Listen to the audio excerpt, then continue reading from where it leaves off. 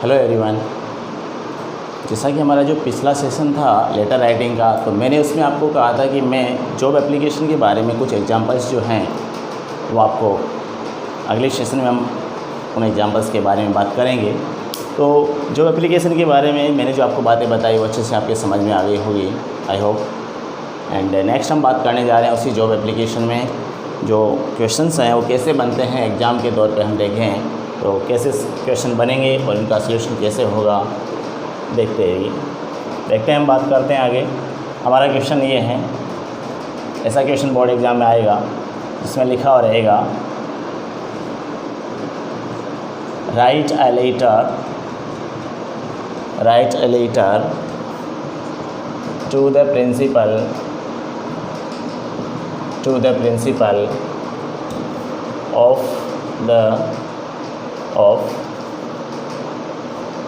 of MMSS, संस्था का नाम है MAKRANA मकराना। आगे लिखते हैं हम पोस्ट का नाम for the post of PGT English. Okay,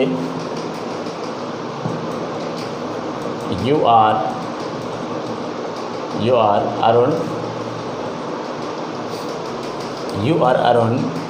आपका एड्रेस है 26 राधे नगर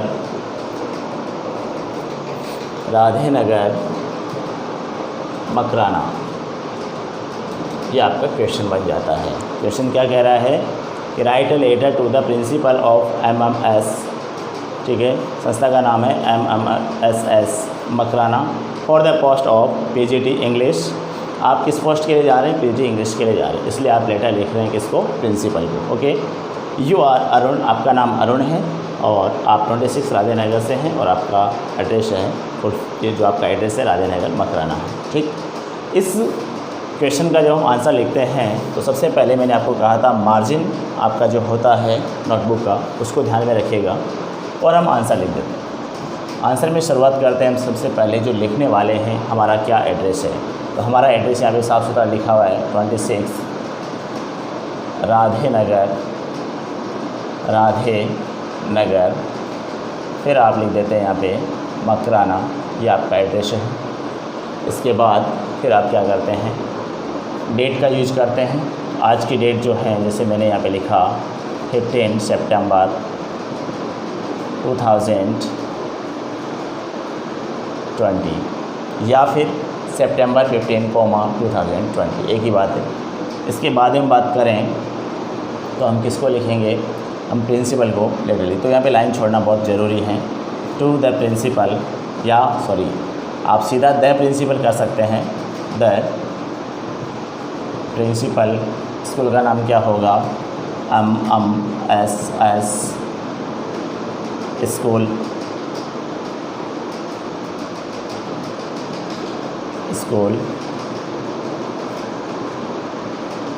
मकराना। यहाँ भी आप जोड़ सकते हैं MMS, इसमें भी स्कूल यहाँ पे आप लिख सकते हैं। ठीक है, ये हो जाता है पद का नाम, संस्था का नाम और फिर उसके बाद में एड्रेस। अब इसके बाद में आप क्या लिखेंगे? आप सब्जेक्ट लिखेंगे। आप क्या लिखेंगे? सब्जेक्ट लिखेंगे। इसमें आपको लिखना होगा an application for the post of PGT English. ये आपका क्या हो जाएगा? सब्जेक्ट हो जाएगा। यदि आप इस एन को नहीं लिख करके सीधा आप यहाँ से शुरू करते हैं तो अभी क्या हो जाएगा? Application for the post of PGT English. Okay, चलिएगा। अब हम आगे बात करते हैं, इसमें लिखेंगे हम सर। उसके बाद में जो नेक्स्ट हमारा अगला जो होगा वो बॉडी ऑफ लेटर होगा। ये जो हमारा ये एप्लीकेशन है लेटर टाइप में, जिससे हम जो एप्लीकेशन लेना चाहते हैं तो उसमें हम क्या लिखते हैं वो मैंने आपको फॉर्मेट बताया था। उसके according with reference with reference to your advertisement in the with reference to your advertisement in the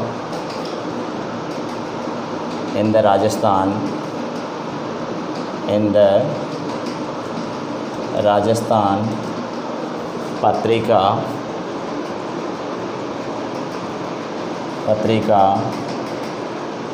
dated. अब हम आज 15 सितंबर को लिख रहे हैं, इसका मतलब हमारा जो राजस्थान पत्रिका में ऐड आया है इससे पहले है, जब आपने देखा है इसका मतलब इससे पहले या आज जो भी कह सकते हैं। तो हम यहाँ पे डेट डाल देते हैं, dated 12 September 2020 12 September 2020 for the post of PGT English. ये आपने क्या किया, यहाँ तक आपने लिखा। उसके बाद में फिर आप लिखेंगे आई, कॉमा लगा के लिखना है। आई offer my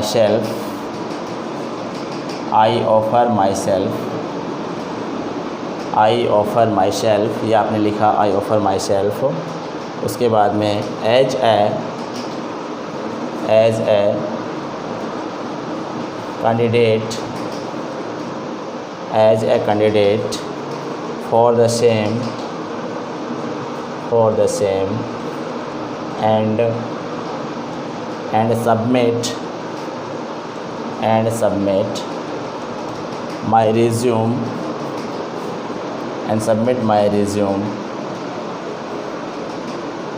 and submit my resume दिखाई दे रहा है सभी को दिखाई दे रहा है। चलिए, for the same and submit my resume। उसके बाद में लिखते हैं अपन for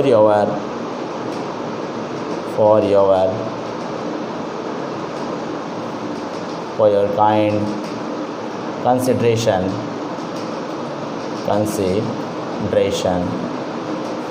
लास्ट लाइन आपको दिखाई दे रही नहीं दिखाई दे रही है, चेक करते हैं एक बार। यस, दिखाई दे रही है, अच्छी बात है। चलिए, तो हमने लिखा यहाँ पे कि with reference to your advertisement in the Rajasthan Patrika. तो मैंने यहाँ पे आपको बताया था कि पेपर का आपको नाम लिखना है, सेम आपको डिट्टो लाइन लिखनी होगी। उसके बाद में डेट आपको जिस दिन आपका ये एड निकला हुआ है, आपका एडवर्टीज़मेंट निकला हुआ है, उस दिन की आपको डेट डालनी होगी। अब यहाँ पर आप किस लिए कर रहे हैं, आप किसके लिए अप्लाई कर रहे हैं, PGT इंग्लिश के लिए आप अप्लाई कर रहे हैं, ठीक है। और उसके बाद में आगे आपको एज इट इज़ जो लाइन मैंने पहले आपको फॉर्मेट में सिखाई थी, वही लाइन यहाँ पर क्या हो रही है, वापस लिखी जा रही है, ठीक है। इसमें लिखा है कि आई ऑफ़र माई सेल्फ, मैं अपने आप को प्रस्तुत करूँगा एज ए कैंडिडेट, एक प्रतिभागी के रूप में, एक कैंडिडेट के रूप में, फॉर द सेम, उसी काम के लिए जिस काम के लिए आपने ऐड दिया था। एंड सबमिट माई रिज्यूम, और मैं मेरा रिज्यूम क्या कर दूँगा, मैं मेरा रिज्यूम सबमिट करवा दूँगा फॉर योर काइंड कंसिडरेशन, यानी आपके दयालु विचार के लिए। मतलब जिस प्रकार से जो आप विचार विमर्श करेंगे, उस दयालु विचार के लिए मैं आपको क्या कर दूँगा, मैं आपके पास में मेरा रिज्यूम सबमिट करवा दूँगा। क्या कर दूँगा भाई, सबमिट करवा दूँगा, ठीक है। अब आगे कुछ लाइन बच जाती हैं, उस लाइन को हम कंप्लीट करते हैं।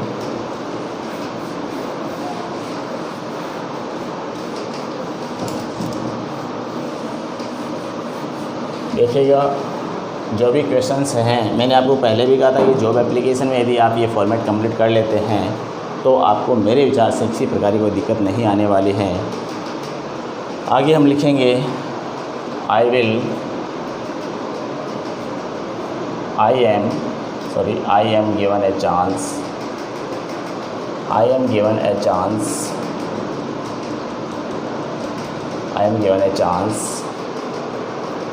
I will prove myself a valuable asset ये क्या हो जाएगा हमारी, इसी में नेक्स्ट लाइन होगी, कंटिन्यू हम बात करेंगे। काइंड जो कंसिडरेशन है उसके बाद में जो हम बात कर रहे हैं इसमें हम लिखेंगे I am given a chance I will prove my self a valuable assist. ये हम बात लिख देंगे कहाँ पे, इसके हम जस्ट कंसिडरेशन के कंटिन्यू आगे हम बात लिखेंगे। अब आगे लिखेंगे अपन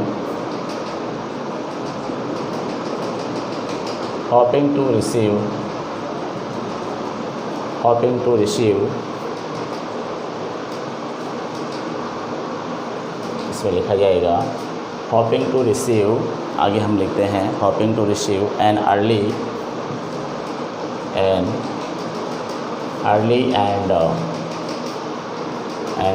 एंड आगे हम लिखते हैं इसी में फेवरेबल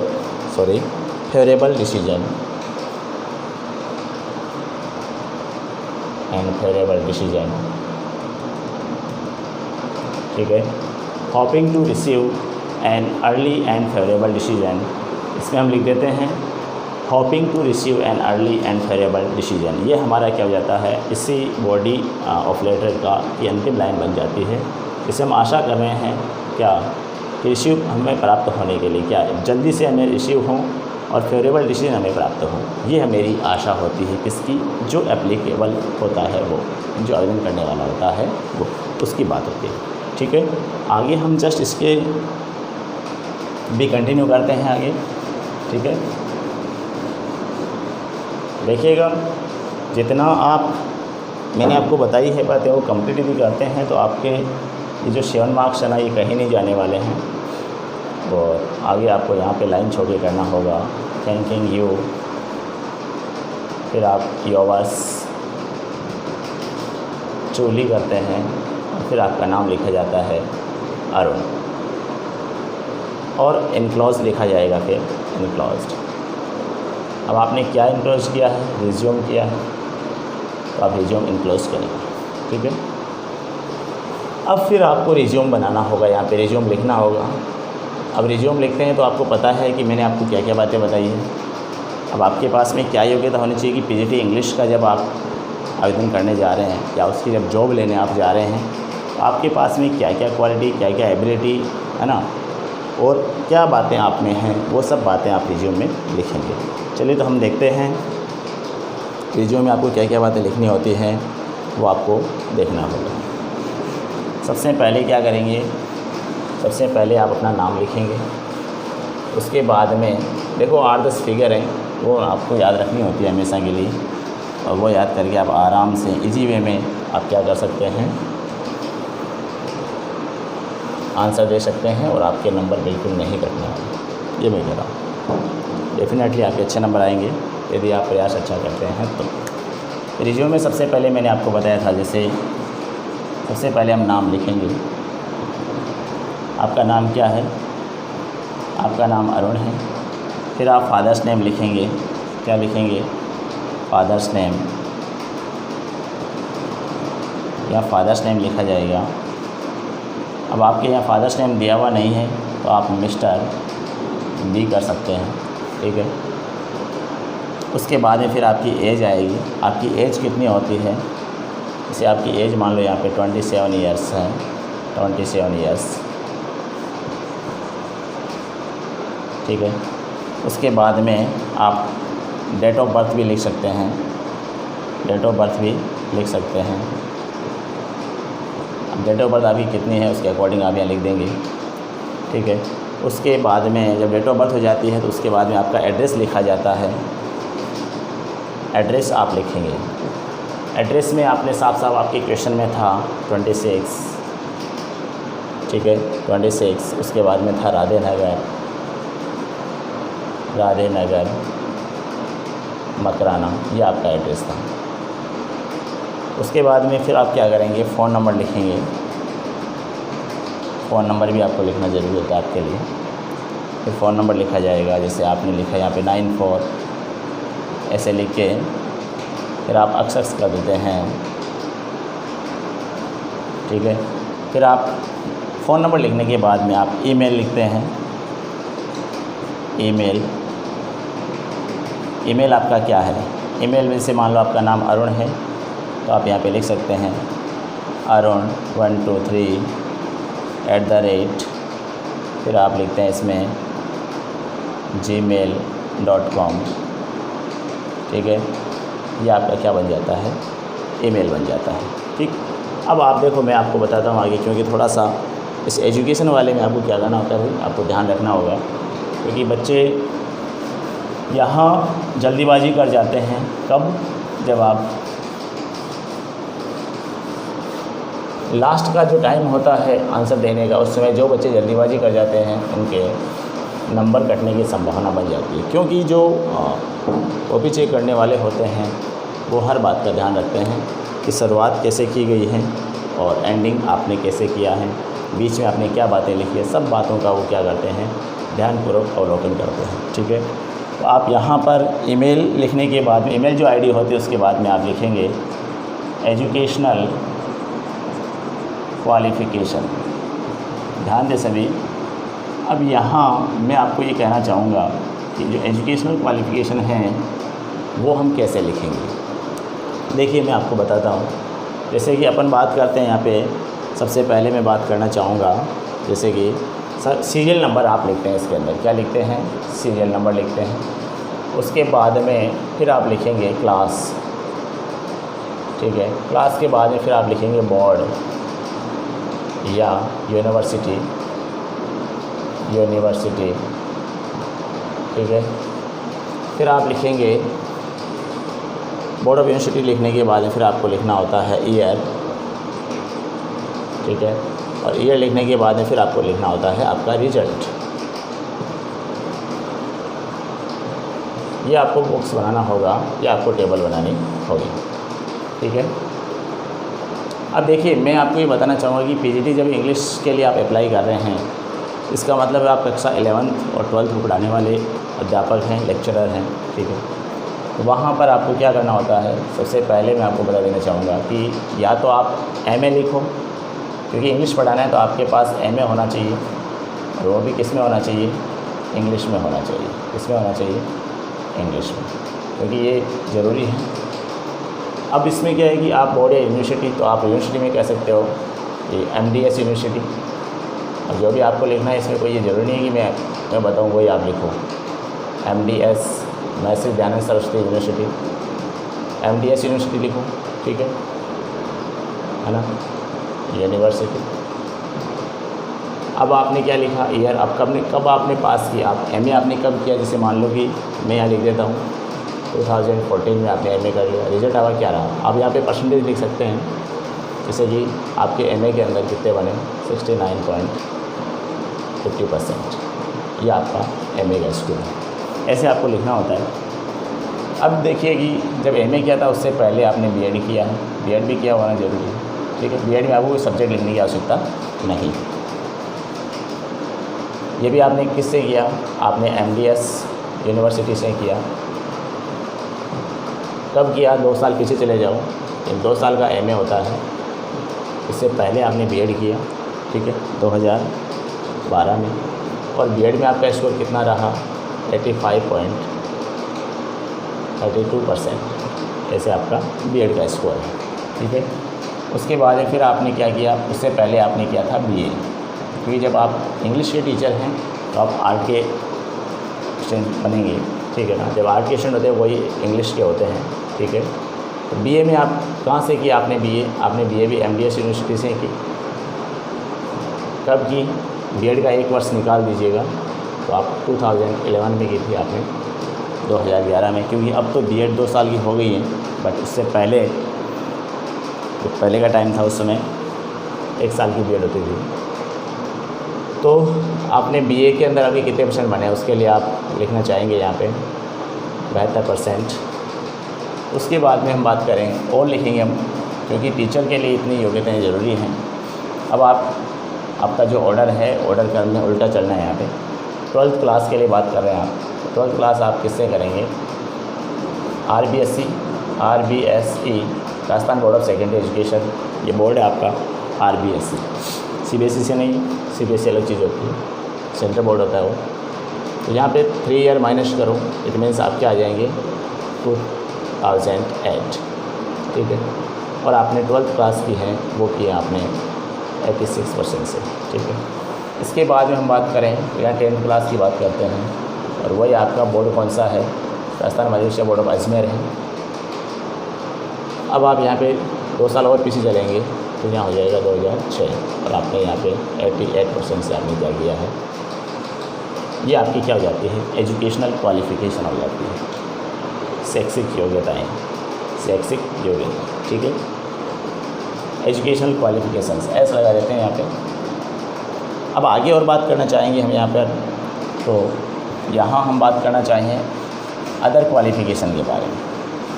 भाई मान लो इसके अलावा भी तो हो सकता है ना कि आपने कुछ और किया है एजुकेशन में, आपने और कोई उपलब्धि प्राप्त की है, कोई और ऐसा कोई डिप्लोमा डिग्री आपने ऐसा किया है तो आप लिख सकते हैं। तो इसमें आप लिखेंगे अदर क्वालिफ़िकेशन,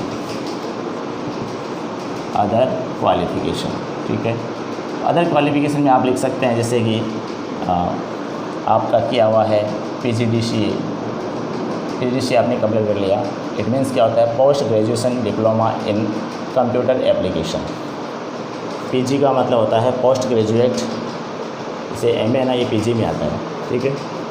तो हालांकि ये डिग्री है, ये डिप्लोमा है। तो पोस्ट ग्रेजुएट होता है, डिप्लोमा, D का मतलब डिप्लोमा, C का मतलब कंप्यूटर, A का मतलब एप्लीकेशन।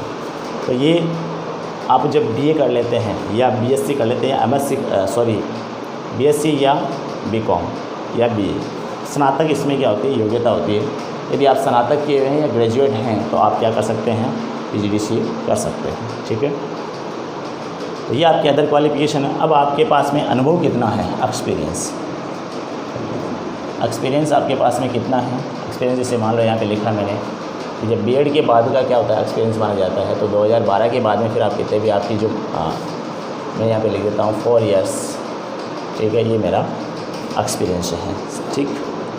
अब आप आगे बात करते हैं इसमें कि जो आपकी सैलरी है वो सैलरी कितनी होनी चाहिए। तो यहाँ पे लिखते हैं सैलरी के बारे में,